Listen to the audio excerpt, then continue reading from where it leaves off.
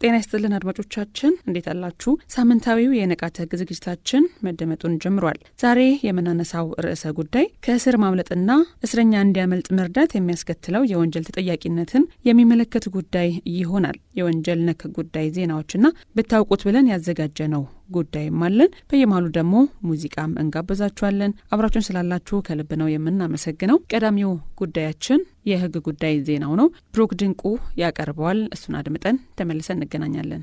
የራይድ አገልግሎት እንዲሰጧቸው ደውለው በማስመጣት ተሽከርካሪያቸውን ለመውሰድ እንዲመቻቸው ሟቾችን የገደሉ ተከሳሾች ከ20 ዓመት ጽኑ እስራት እስከ ሞት እንዲቀጡ ተወሰነባቸው።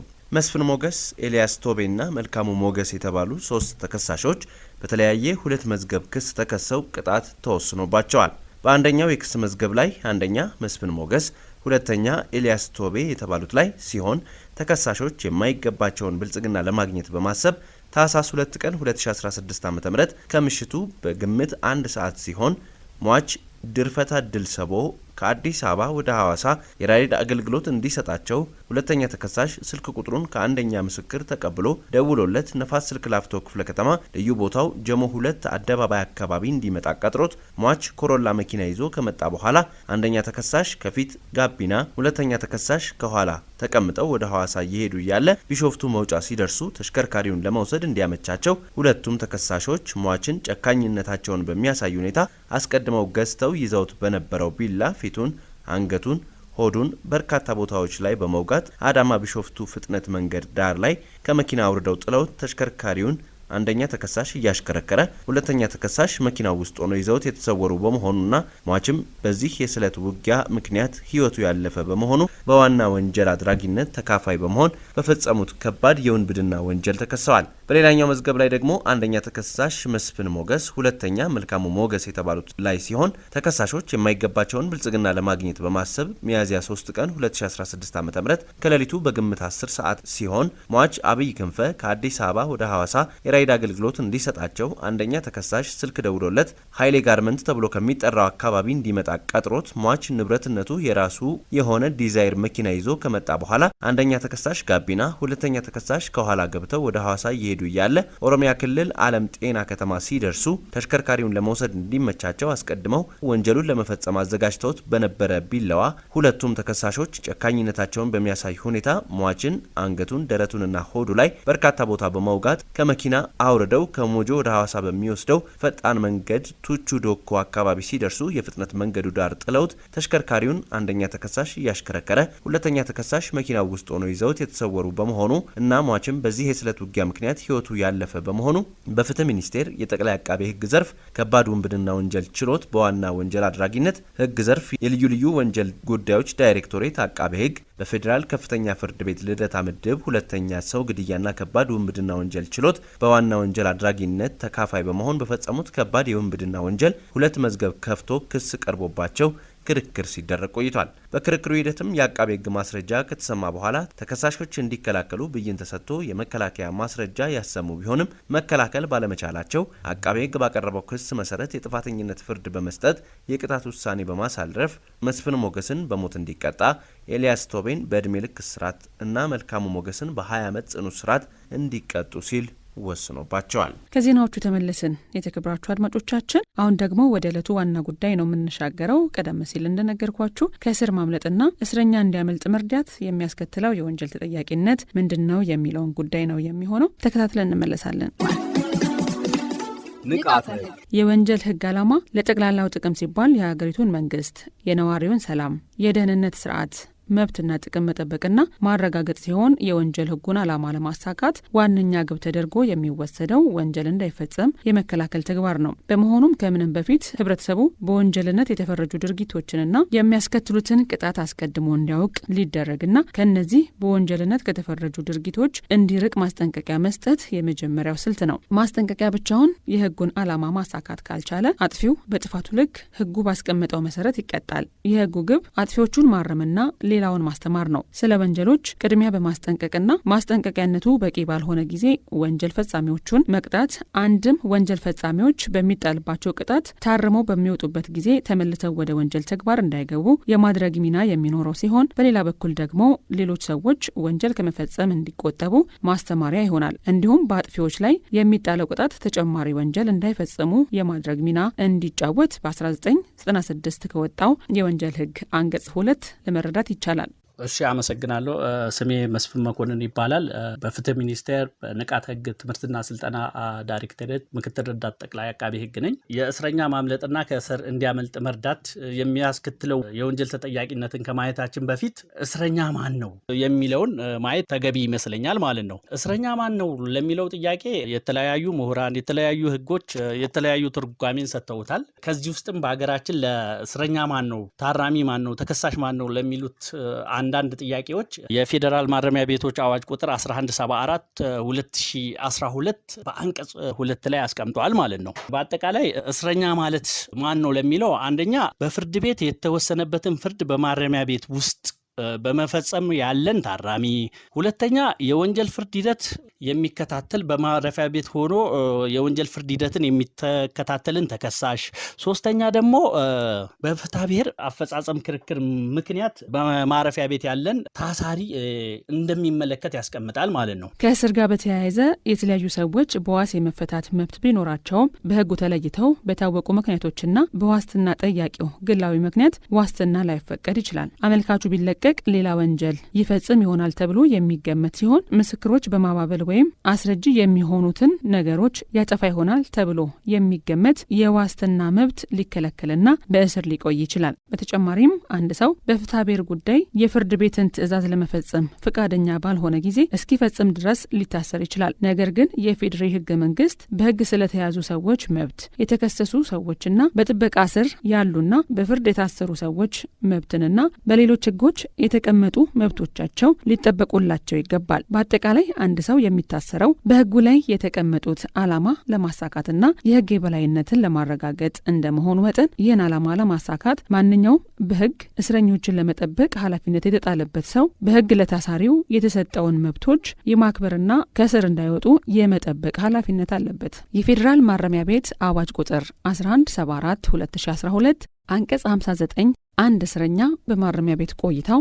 ሊፈጽማቸው የማይፈቀዱ ተግባራት ምን እንደሆኑ ያስቀመጠ ሲሆን ይህም የማረሚያ ቤቱን ሰላምና ደህንነት በሚያውክ አድማ፣ ብጥብጥ ወይም መሰል ተግባር መሳተፍ፣ ማነሳሳትና መርዳት፣ የቡድን ጸብ ማነሳሳት፣ መሳተፍ ወይም መርዳት፣ ሌሎች እስረኞችን ወይም የማረሚያ ቤት ሰራተኞችን በንግግር፣ በጽሁፍ ወይም በምልክት መስደብ፣ ኮሚሽኑ ወደ ማረሚያ ቤት እንዳይገቡ የከለከላቸውን ነገሮች ለማስገባት መሞከር፣ ማስገባት የተከለከለ እንደሆነ ደንግጎ ይገኛል። በመሆኑም ማንኛውም እስረኛ በእስር ላይ ባለበት ወቅት መልካም ጸባይና ባህሪ ማሳየት እንዳለበት ለመረዳት ይቻላል። ነገር ግን ማንኛውም እስረኛ በዚህ አዋጅ ወይም በሌሎች አግባብነት ባላቸው ህጎች የተከለከሉ ድርጊቶችን ሲፈጽም እንደ ጥፋቱ ክብደትና ሁኔታ በጽሁፍ ወይም በቃል ማስጠንቀቂያ ሊሰጠው ይችላል። የተለያዩ ጥቅም መከልከል፣ የስፖርት፣ የመዝናኛ፣ የቴሌቪዥንና የሬዲዮ ስርጭት አገልግሎት ለተወሰነ ጊዜ መከልከልን ጨምሮ ከቤተሰብና ከሌሎች ጎብኚዎች ጋር የመገናኘት መብትን ለተወሰነ ጊዜ መገደብ የመሳሰሉ የዲሲፕሊን እርምጃ ሊወሰድበት ይችላል። በተጨማሪም በአዋጁ አንቀጽ 50 መሰረት ከማረሚያ ቤት ለማምለጥ ሲሞክር ወይም ሲዘጋጅ የተገኘ በሌሎች እስረኞች ወይም በኮሚሽኑ ሰራተኞች ላይ ጉዳት ለማድረስ የሞከረ አሊያም ያደረሰ የማረሚያ ቤቱን ኃላፊዎች፣ ፖሊሶች ትዕዛዝ ለመጠበቅ ፈቃደኛ ያልሆነ በጤና ሁኔታ በራሱ ላይ ጉዳት ለማድረስ እየሞከረ ያለ እስረኛ ለተወሰነ ጊዜ ብቻ በማረሚያ ቤቱ ግቢ ውስጥ በሚገኝ የተለየ የእስር ክፍል ውስጥ እንዲቆይ ሊደረግ እንደሚችል ይደነግጋል። ፍርድ ቤቱ ወንጀል አድራጊው ተደራራቢ ወንጀሎች አድርጓል ብሎ ቅጣትን የሚያከብደው በወንጀል ሕግ ከአንቀጽ 60 እስከ 66 እና ከአንቀጽ 184 እስከ 187 መሰረት አንድ ሰው ሁለት ወይም ከሁለት በላይ የሆኑ ወንጀሎችን የፈጸመ እንደሆነ፣ ሁለተኛው ወንጀል ከመፈጸሙ በፊት መጀመሪያ በተፈጸመው ወንጀል ላይ ፍርድ ያልተሰጠ እንደሆነ ነው። አንድ ሰው ተደራራቢ ወንጀል ፈጽሟል የሚባለው ለምሳሌ በስርቆት ወንጀል ተጠርጥሮ ማረሚያ ቤት እንዲቆይ በፍርድ ቤት ትእዛዝ ተሰጥቶ ሊሆን ይችላል ማለት ነው። ያ የወንጀል የስርቆት ወንጀል እየተጣራ ያለ ወይም ደግሞ በፍርድ ቤት ሂደት እየታየ ያለ ከእስር ቤት ወይም ከማረሚያ ቤት ያመለጠ እንደሆነ ይሄ የማምለጥ ተግባሩ እንደ ተደራራቢ ወንጀል ተቆጥሮበት በወንጀል ሕጉ ላይ በተቀመጠው መሰረት በአንቀጽ 84 184 እና 187 መሰረት ቅጣቱ ከብዶ ከፍ ብሎ ሊቀጣ ይችላል ማለት ነው። ሌላው በተደጋጋሚነት የሚቀጣበት ጉዳይ ነው። ምንድነው? ወንጀል አድርጓል ተብሎ ቅጣት የሚከብደው በወንጀል ሕጉ በደጋጋሚነት ወንጀል አድርጓል ተብሎ ቅጣት የሚከብደው በወንጀል ሕጉ አንቀጽ 67 እና 188 መሰረት የተወሰነበትን የእስራት ቅጣት በሙሉ ወይም በከፊል ከፈጸመበት ቀን ወይም ይህ ቅጣት በይቅርታ ከቀረለት ቀን ጀምሮ በ5 ዓመት ጊዜ ውስጥ መነሻ ቅጣቱ 6 ወር የሆነ ቀላል እስራት ማስቀጣት የሚችል አዲስ ወንጀል አስቦ ያደረገ እንደሆነ በሚል ያስቀምጣል ማለት ነው። ስለዚህ ማንኛውም እስረኛ ከእስር ለማምለጥ ሙከራ ማድረግ ወይም አመልጦ ከሆነ ከፍተኛ የወንጀል ቅጣት እንደሚጠብቀው ሕጉ ያስቀምጣል። የፌዴራል ማረሚያ ቤት አዋጅ ቁጥር 1174 2012 አንቀጽ 47 ማረሚያ ቤት የእስረኞቹንና የማረሚያ ቤቱን ማህበረሰብ ደህንነት ለመጠበቅ የማረሚያ ቤቱን ደንብና ስርዓት ለማስጠበቅ እንዲሁም ጸጥታው የተከበረ ሰላማዊ የማረሚያ ቤት አካባቢ እንዲኖር ለማድረግ አስፈላጊ የሆነ የጥበቃና ቁጥጥር ስርዓት መዘርጋት እንዳለበት ይደነግጋል። ማንኛውም ማረሚያ ቤት የእስረኞችንና የማረሚያ ቤቱን ማህበረሰብ ደህንነት ለመጠበቅ የጥበቃና የቁጥጥር ስርዓት መዘርጋት እንዳለባቸው ያስቀምጣል ማለት ነው። በአዋጁ አንቀጽ 48 መሰረት ማንኛውም ማረሚያ ቤት እስረኛውን እንደተቀበለ ምን ማድረግ አለበት? የእያንዳንዱን እስረኛ ጸባይ፣ የቀድሞ ታሪክ፣ የታሰረበትን ምክንያት፣ በማረሚያ ቤት የሚቆይበትን የጊዜ ርዝመት እንዲሁም ሌሎች ተያያዥነት ያላቸውን ሁኔታዎች በማጥናት ከእስር ቤት ለማምለጥ በሌሎች እስረኞች ላይ እንዲሁም ደግሞ በማረሚያ ቤት ሰራተኞች ላይ ጉዳት ለማድረስ፣ ጸጥታና ሰላምን ለማደፍረስ፣ የማረሚያ ቤትን ደንብና ስርዓት ለመጣስ፣ በንብረት ላይ እንዲሁም በራስ ላይ ጉዳት ለማድረስ ይኖረዋል ተብሎ መተውን የስጋት ደረጃ መለየት መቻል አለበት ማለት ነው። ስለዚህ ይሄ እስረኛ እንዴት ነው ከእስር ሊያመልጥ ይችላል ወይ? ከዚህ በፊት የማምለጥ ታሪክ አለው ወይ? የሰራው ወንጀል አደገኛ ነው ወይ? ምን አይነት ጥበቃ ሊደረግበት ይገባል? ምን አይነት የስጋት ደረጃ ላይ ነው ያለው የሚለውን መለየት አለበት። በዛው መሰረት ምንድነው በከፍተኛ መካከለኛና ዝቅተኛ የስጋት ደረጃ ላይ በማለት መመደብ እንዳለበት እና በዛው መጠን የስጋት ደረጃውን ከለየ በኋላ ከስጋት ደረጃው ጋር ተመጣጣኝ የሆነን ጥበቃና ቁጥጥር ስርዓት መዘርጋት እንዳለበት ያስቀምጣል ማለት ነው። የመንግስት ሰራተኛ ወይም ጠባቂ ፖሊስ ጉቦ አሊያም መደለያ በመቀበል ሆነ በሌላ በማንኛውም ምክንያት እስረኛው እንዲያመልጥ የረዳ ያገዘ እንደሆነ ተጠያቂ ሊሆን እንደሚችል መገንዘብ ያስፈልጋል። በኃይል ድርጊት፣ በማስገደድ፣ በዛቻ፣ በተንኮል፣ በግል ተሰሚነት ያለ አግባብ በመገልገል ወይም በማንኛውም ሌላ ዘዴ መንገድ ያመቻቸ ወይም የረዳ እንደሆነ በቀላል እስራት እንደሚቀጣ ይደነግጋል ማለት ነው።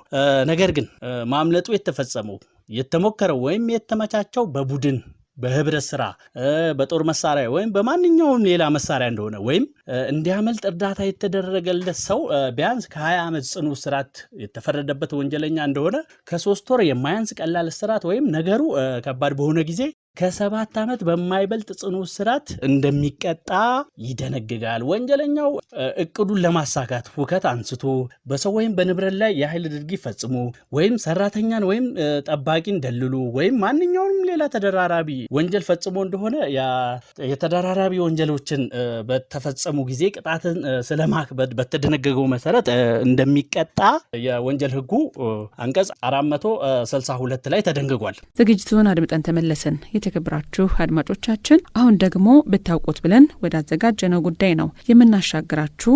እንድታደምጡት በአክብሮት ጋብዣለሁ። ቀለብ የመስጠት ግዴታን አለመወጣት የሚያስከትለው የወንጀል ተጠያቂነት።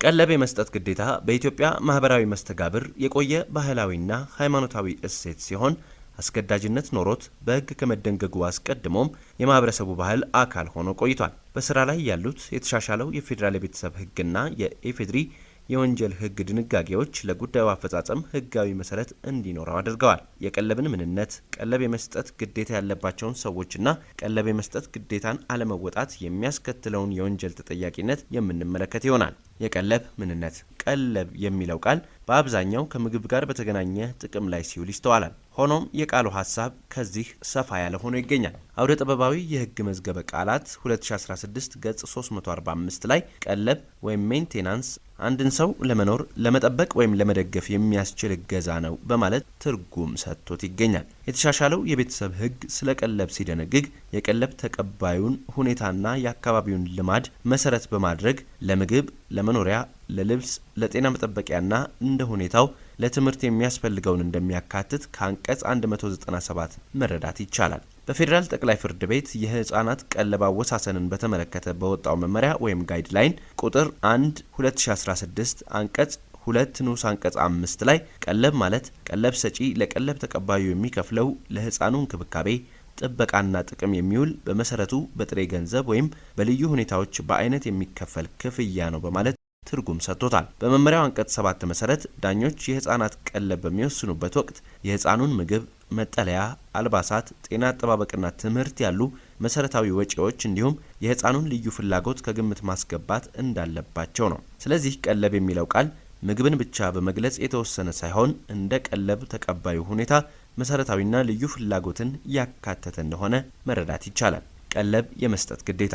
ቀለብ የመስጠት ግዴታ በህግ ሲቀመጥ የሚከተሉትን መሰረታዊ መርሆች ከግምት አስገብቶ ነው። አንደኛ፣ ቀለብ የመስጠት ግዴታ የሚጣለው እንዲሁ የስጋ ወይንም የጋብቻ ዘመድ ነው ለተባለ ሰው ሁሉ ሳይሆን ጠበብ ብሎ በህግ ለተመለከቱ ቅርብ ዘመዶች ብቻ ይሆናል። ሁለተኛ፣ የግዴታው መጠን ለቀለብ ጠያቂው የዕለት ተዕለት ኑሮ መሰረታዊ የሆኑ ነገሮችን በማቅረብ ላይ እንጂ የቀለብ ጠያቂውን ፍላጎት ሙሉ በሙሉ ለማሟላት የሚያስገድድ መሆን አይኖርበትም። ሶስተኛ፣ ቀለብ ጠያቂው ሰርቶ ለመኖር አቅም የሌለውና የተቸገረ መሆን አለበት። የተሻሻለው የቤተሰብ ህግ አንቀጽ 211 እንደሚያስረዳው በተሻሻለው የቤተሰብ ህግ አንቀጽ 198 ላይ ቀለብ የመስጠት ግዴታ የተጣለበትን ሰውና ቀለብ ጠያቂው ማን እንደሚሆን ያስቀመጠ ሲሆን በቀጥታ ወላጆችና ተወላጆች ወይንም በቀጥታ ጋብቻ ዘመዳሞች መካከል፣ በወንድማማቾችና እህትማማቾች መካከል እንዲሁም በባልና በሚስት መካከል ነው። ሌላው ቀለብ የመስጠት ግዴታ ያለበት ስጦታ ተቀባይ ሲሆን ስጦታ ሰጪው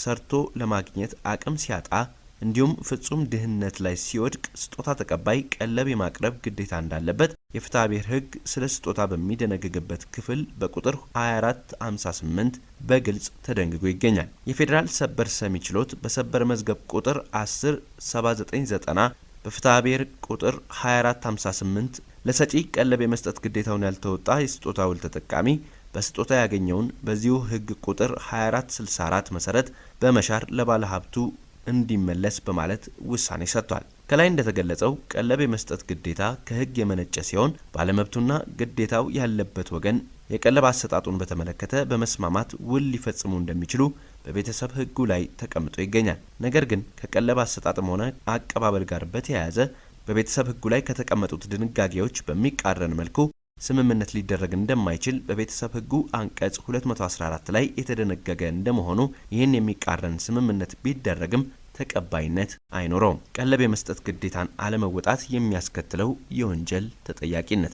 ቀለብ የመስጠት ግዴታ የተጣለበት ሰው ይህን ግዴታውን ባይወጣ ቀለብ ተቀባዩ ወደ ፍርድ ቤት ጉዳዩን በማቅረብ ቀለብ ያልሰጠው ባለግዴታ ግዴታውን እንዲወጣ ማስወሰን ይቻላል። ከዚህ በተጨማሪ ቀለብ አለመስጠት የወንጀል ኃላፊነትም ያስከትላል። በ1996 ዓ.ም በወጣው የወንጀል ህግ አንቀጽ 658 መሰረት ቀለብ የመስጠት ግዴታ ያለበት ማንኛውም ሰው ያለበቂ ምክንያት በህግ መሰረት ሊሰጥ የሚገባውን ቀለብ ለባለመብቶቹ አልሰጥም ያለ እንደሆነ ወይንም መስጠትን ያስተጓጎለ እንደሆነ የፍቺ ውሳኔ እስከሚሰጥ ጊዜ ድረስ የፍቺ ጥያቄ ላቀረበ የትዳር ጓደኛ አልሰጥም ያለ ወይንም መስጠትን ያስተጓጎለ በህግ መሰረት ወይንም በውል በገባው ግዴታ መሰረት ከጋብቻ ውጪ ላስረገዛት ሴት ወይንም ከጋብቻ ውጪ በግብረ ስጋ ግንኙነት አብሮት ለኖረ ሰው ወይንም ከጋብቻ ውጪ ለተወለደ ልጅ ሊያሟላ የሚገባውን የገንዘብ ግዴታ ያልተወጣ እንደሆነ የወንጀል ተጠያቂነትን የሚያስከትል ሲሆን የግል አቤቱታ ሲቀርብ ከ6 ወር በማይበልጥ ቀላል እስራት ወይንም